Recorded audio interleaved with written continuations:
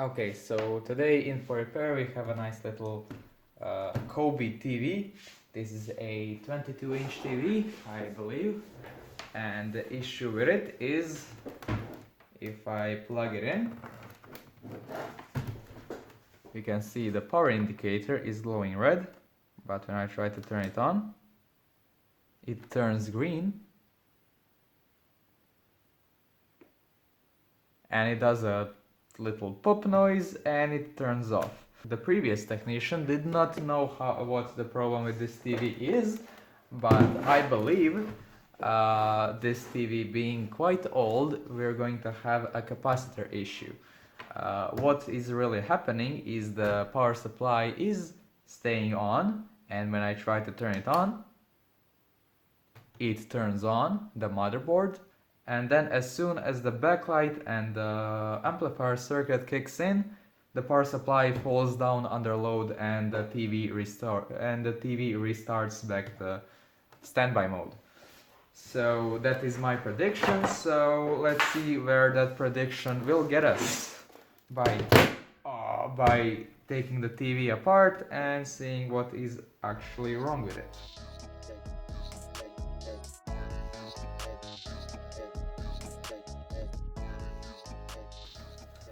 Well, this TV has quite a unique construction.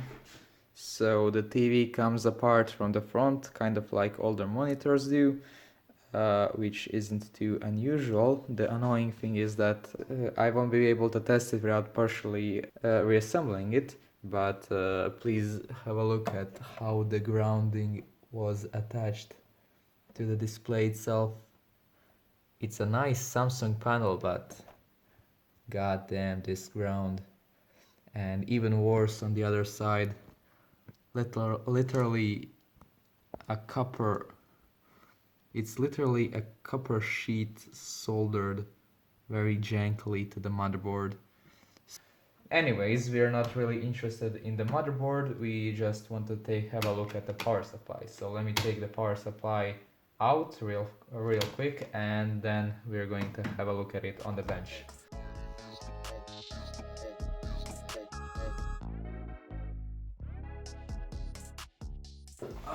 Okay, so here is our power supply. Let's take this out, short the primary capacitor, just in case there is anything still in it. And look at this bodge wire. The jank levels of this TV are just impressive. Wait, actually this looks like somebody drilled through the main board. Somebody drilled through the motherboard and ripped this pad clean off. Huh. So the trace was supposed to be kind of like this one, but it's straight up, it's cleanly ripped off and the ends are drilled through. So was this from the factory or was somebody repairing this before me? I mean, at this point I wouldn't be surprised if it was from the factory, and the board is also really bent. Okay, so let's get rid of this dust on the other side. And if we have a look at the output filter right here, just as we suspected, we can see the craps on capacitors, and these two are bulging. You can see we have a 12 volt rail and a 7.5 volt rail.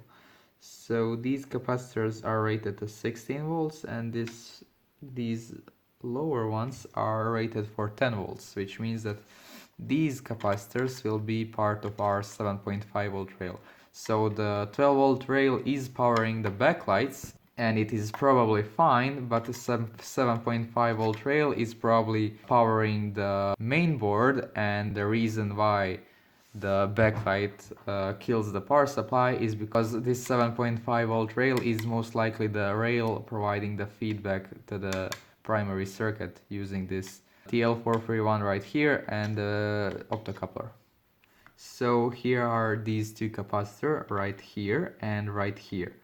And we can see that this right here is the inductor, and there is another capacitor right here. So that's this little capacitor right here. So this capacitor is connected in parallel to these two through this little filter.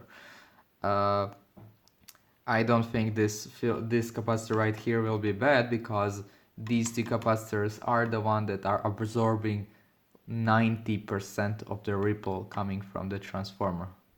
Most likely all we need to do is replace these two capacitors and we'll be good to go. So these are 10 volts 1000 microfarads. So let me go and find some 10 volt capacitors and I'll be right back. So I found one capacitor. This is a 1000 microfarad 10 volt. This is from a standby rail from a power supply, but this was the only exact match I could find. So instead of this 10 volts 1000 microfarad capacitor, I'm going to put this 16 volts 470 microfarad capacitor. So you can, when replacing capacitors, you can always go higher voltage rating, but you should never go lower capacitance. In this case, I know what I'm doing. I know that this is just a power supply output rail, so I know I can put a smaller capacitance. So to compensate for the difference, to help these two capacitors keep up with the ripple from the chopper transformer, I'm going to put a few of these ceramic 1 microfarad capacitors in parallel with them. So these are way better at absorbing higher frequencies than these electrolytes, so these should extend the lifetime of these electrolytics anyways. So these are always good to have on a power supply.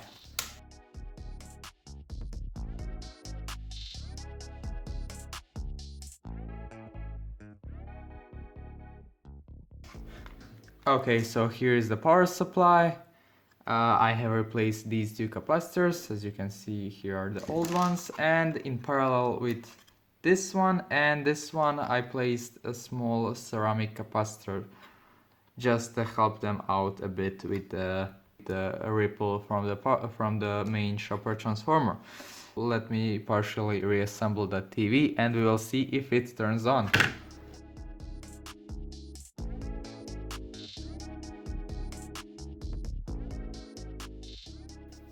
Okay, so the TV is put back together enough for us to test it, and let's see. You can see the power indicator. Okay, we have the power indicator. Turning it on.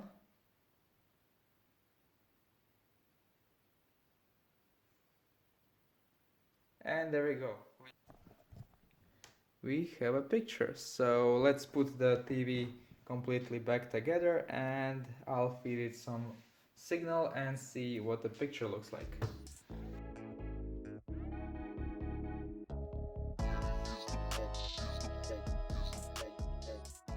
And the other connected to this side, which is this pin right here. So here's the TV, it's working as intended, it's showing a decent enough picture, and yeah, all it took was replacing these two capacitors and adding two more ceramic capacitors to help out extend the lifetime of the two existing ones. And yeah, that's about it. I hope you learned something and see you in the next video. Bye for now.